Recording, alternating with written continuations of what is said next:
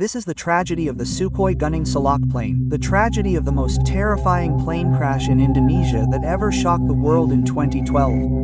And aviation experts were even given goosebumps when they learned what actually happened before this tragedy. On May 9, 2012, the Sukhoi Superjet 100 aircraft conducted a demonstration flight in Indonesia. That day there were 2 flights. The goal was to introduce the Sukhoi Superjet 100 aircraft to the media, business people, and government. The first flight took off at around 11 a.m. The plane took off from Halim Perdana Kusuma Airport, circled for 30 minutes and landed at the same airport. The first flight went smoothly.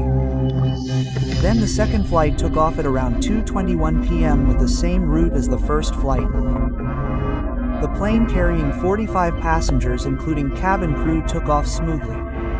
Around 2:26 p.m., the pilot requested permission from the control tower to lower the aircraft's altitude from 10,000 to 6,000 feet.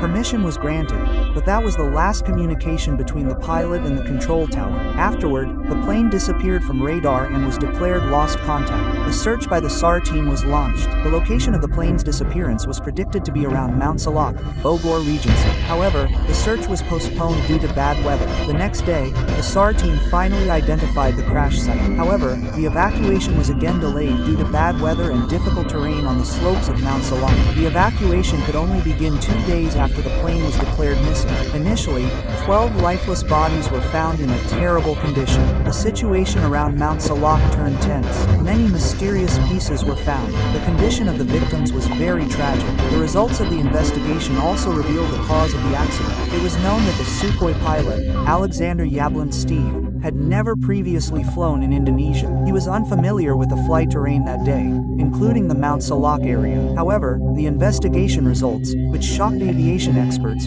revealed that there was a conversation in the cabin that was unrelated to the flight. As a result of this conversation, the pilot's attention was diverted. The pilot then did not immediately change the plane's direction when it accidentally deviated from the course, until finally, the plane crashed into Mount Salak. As a result of this tragedy, all 45 passengers on board were declared dead. Yeah.